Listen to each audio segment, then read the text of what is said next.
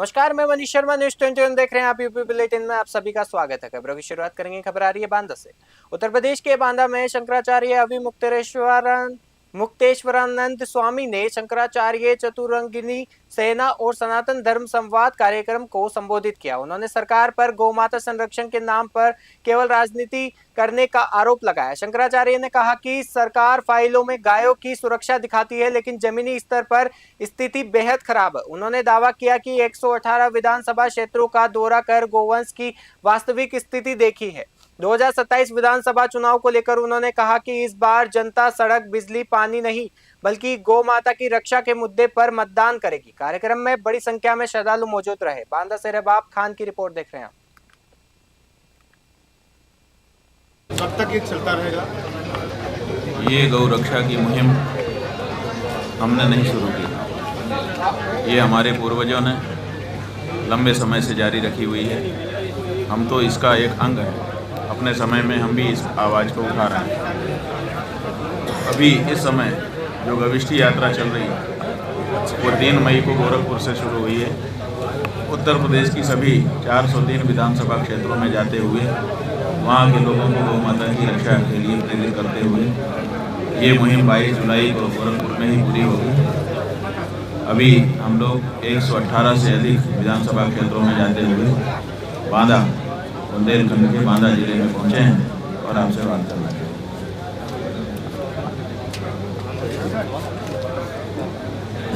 महाराज जी, सरकार तो गौवंशों के लिए कह रही है कि हम बहुत काम कर रहे हैं, गौ संरक्षण केंद्र बनवा रहे हैं। आगे शंकराचार्य जी को और उनके शिष्यों को काम क्यों करना पड़ रहा है? असल में बिल्कुल सही आप कह रहे हैं, सरकार कह रही है। हमने कभी ये नहीं कहा कि सरकार नहीं कह रही है। सरकार कह रही है, लेकिन कही रही है, कर नहीं रही है या कर नहीं पा रही है। जो आपके कैमरों के सामने हैं उनकी बाइट्स हैं, वो हमने देखी हैं, सुनी हैं, लेकिन जो मौके पर जा कर के गाय का हाल देखा तो बिल्कुल भिन्न है, आकाश पाताल का अंतर है। वो कहते हैं कि हमारे प्रदेश में गाय पूरी तरह से सुरक्षित है, हमने 2000 करोड़ का बजट निकाला है, बहुत आराम से रह रही है। और हम जब मौके पे जाके देखते हैं तो बेचारी तड़प रही है, नोची जा रही है, काटी जा रही है, मारी जा रही है।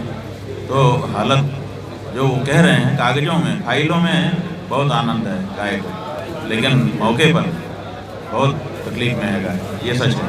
और हमने अपने आप ये बात नहीं कही, 118 विधानसभाओं में जा कर के ग्राउंड पे खड़े होकर के जो देखा है और वहाँ के लोगों से जो फीडबैक लिया है वो हम आपको बता रहे हैं। सनातन के लिए सरकार भी काम कर रही है, आप भी काम कर रहे हैं। सरकार सनातन के लिए कभी काम नहीं कर सकती, करेगी तो गड़बड़ा जाएगा। सरकार जो है वो धर्मनिरपेक्ष होती है, वो सनातन के लिए क्यों काम करे? जो लोग कहते हैं कि हम सनातन के लिए काम कर रहे हैं वो केवल सनातनियों का वोट लेने के लिए, उनको धोखा देने के लिए कहते हैं। और ये अब प्रमाणित हो चुका है, पहले उतना प्रमाण नहीं था, अब तो पूरी तरह से ये बात प्रमाणित हो चुकी है कि ये लोग सनातनी भावनाओं को उभारते हैं, उभार करके अपने पक्ष में वोट में तब्दील करते हैं और उसके बाद सनातनी भावना भूल जाते हैं। बताइए, सनातन का काम करने वाला अगर सत्ता में आएगा तो गौ माता की हत्या को जारी रखेगा, गाय को पशु कहना जारी रखेगा? तो कैसे हो सकता है? हम आपको अगर मुख्यमंत्री बना दें तो आप भी रुक नहीं पाओगे, कहोगे कि भाई जब पावर आ गया तो जरा गौ माता के लिए कुछ कर देता है। और ये 10-10 साल से, 12-12 साल से, 8-8 साल से, 9-9 साल से सत्ता में बने हुए हैं, बहुमत की सत्ता इनको हिंदुओं ने दी है, और उसके बाद गाय को पशु के सूची से हटा के माँ नहीं कह पा रहे हैं। ये कैसे हिंदू हैं, कैसे सनातन का काम करने वाले लोग हैं? बताओ। सरकार 27 को लेकर कैसी मानते हैं? 27 क्या? 27 को लेकर किस तरह की भावना है? बात यह है कि 27 में हम तैयारी कर रहे हैं। हमने हजारों लोगों को संकल्प अभी तक करा दिया। हजारों लोगों ने घोषणा की है कि हम इस बार बिजली, पानी, सड़क के मुद्दे पर नहीं, गौ माता की रक्षा के मुद्दे पर वोट करेंगे। तो इस बार का तो सबसे बड़ा मुद्दा ही यही है, गौ माता की रक्षा। कब तक ये चलता रहेगा? ये गौ रक्षा की मुहिम। हापुड़ से खबर आ रही है। हापुड़ में आगामी ईद उल अजहा पर्व को शांतिपूर्वक तरीके से संपन्न कराने के लिए पुलिस प्रशासन पूरी तरह सतर्क नजर आया। अपर पुलिस अधीक्षक के नेतृत्व में थाना हापुड़ नगर क्षेत्र में पुलिस बल ने पैदल गश्त और फ्लैग मार्च निकाला। बाजारों, प्रमुख चौराहों और संवेदनशील इलाकों का निरीक्षण कर सुरक्षा व्यवस्था का जायजा लिया गया। पुलिस अधिकारियों ने ड्यूटी पर तैनात कर्मियों को कानून व्यवस्था बनाए रखने और संदिग्ध गतिविधियों पर नजर रखने के निर्देश दिए। अधिकारियों ने लोगों से भाईचारा और सौहार्द बनाए रखने की अपील की। पुलिस लगातार गश्त और निगरानी कर सुरक्षा व्यवस्था मजबूत बनाए हुए है। हापुड़ से मोनिश खान की रिपोर्ट देख रहे हैं।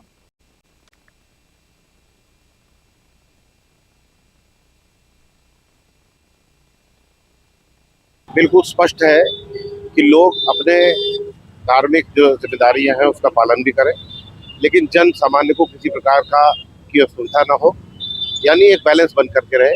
ये पहले भी हम लोगों ने पीस कमेटीज के माध्यम से, मोहल्ला समितियों के माध्यम से, चौकी और थाना और जिला लेवल पर मीटिंग के माध्यम से सबको स्पष्ट किया है और ये उन्होंने हमको आश्वस्त भी किया है कि इस प्रकार से व्यवस्था पूरी बनी रहेगी। इस प्रकार भी अपनी फोर्स को मोबिलाइज करने के लिए, जनता में सुरक्षा की भावना का संचार करने के लिए ये फ्लैग मार्च हुआ था और ईद की नमाज सकुशल संपन्न कराई जाएगी और जितने स्टेक होल्डर्स हैं इस संबंध में उनसे मीटिंग। बिल्कुल स्पष्ट है कि लोग। रामपुर से खबर आ रही। रामपुर जनपद के थाना केमरी क्षेत्र में ग्रामीणों ने पुलिस पर गंभीर उत्पीड़न और मारपीट के आरोप लगाए हैं।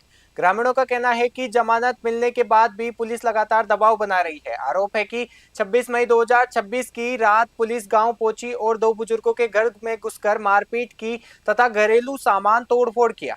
परिवार ने यह भी आरोप लगाया कि एक मोटरसाइकिल पुलिस अपने साथ ले गई। घटना से गांव में दहशत का माहौल है। पीड़ित परिवार ने उच्च अधिकारियों से शिकायत कर निष्पक्ष जांच और कार्रवाई की मांग की है। रामपुर से शाहबाज खां की रिपोर्ट देख रहे हैं आप।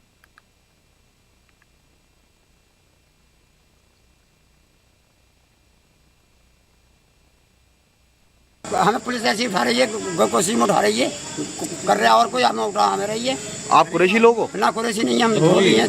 धोबी हो? कौन से गांव का मामला है? कानपुर कदीम का। कब उठाया पुलिस ने? रात उठाया, हमारी गाड़ी में लेके उठा गए। गाड़ी ले गई? कौन सी गाड़ी ले गई? दिलत गाड़ी है। हाँ, फिर आगे गाड़ी लेके उठा गए। हाँ, पुलिस गाड़ी लेके उठा गए, ये फ्रिज तोड़ गए। क्या बजे आई थी पुलिस घर में? ये 12 बजे आई है। कितनी पुलिस थी? अरे बहुत आदमी है। क्या बोली पुलिस? क्या कह रही है? क्या कह रही थी पुलिस? पुलिस जी कह रही कहाँ है तुम? कहाँ? मैं तो ऊपर छत पे सो रहा था। हाँ, मेरी बोतल लग रही मेरे। रामपुर में एसपी सोमेंद्र कुमार के निर्देशन में थाना मिल्क पुलिस ने मुठभेड़ के दौरान एक गो कष्ट आरोपी इस्लाम को गिरफ्तार किया। पुलिस ने आरोपी के कब्जे से नाजायज तमंचा, जिंदा व खोखा कारतूस, एक मोटरसाइकिल तथा पशु काटने के उपकरण बरामद किए हैं। पुलिस के अनुसार आरोपी लंबे समय से गोकशी की घटनाओं में शामिल था और क्षेत्र में सक्रिय रूप से घूम रहा था। गिरफ्तारी के बाद पुलिस ने आगे की कार्रवाई शुरू कर दी है और इस कार्रवाई से क्षेत्र में कानून व्यवस्था को मजबूत करने का संदेश गया है और पुलिस की सख्ती भी सामने आई है। रामपुर से शाहबाज खां की रिपोर्ट देख रहे हैं आप।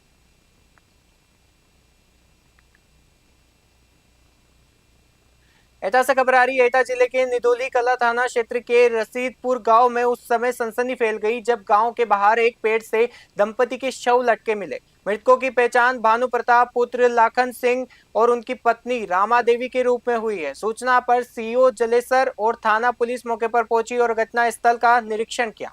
दोनों शवों को पोस्टमार्टम के लिए भेज दिया गया है और पुलिस मामले की हर पहलू से जांच कर रही है। परिजनों के अनुसार दंपति की शादी 14 वर्ष पूर्व हुई थी और उनकी कोई संतान नहीं थी। एटा से एराज अली खान की रिपोर्ट देख रहे हैं आप। घटना ये हुई है, मेरा नाम वीरपाल सुनब लाखन सिंह, रसीदपुर गांव।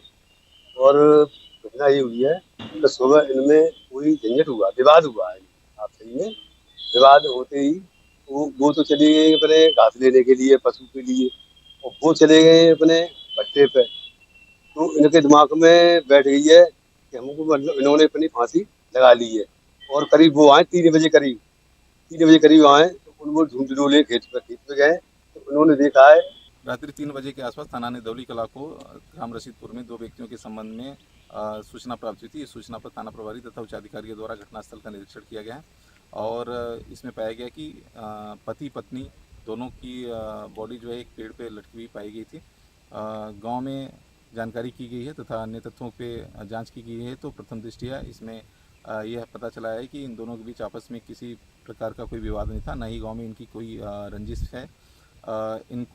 इनकी शादी लगभग 14 वर्ष पूर्व हुई थी और इनको बच्चा पैदा नहीं हो रहा था। इस संबंध में इनके द्वारा विभिन्न डॉक्टरों को दिखाया गया था आगरा तथा अलीगढ़ में।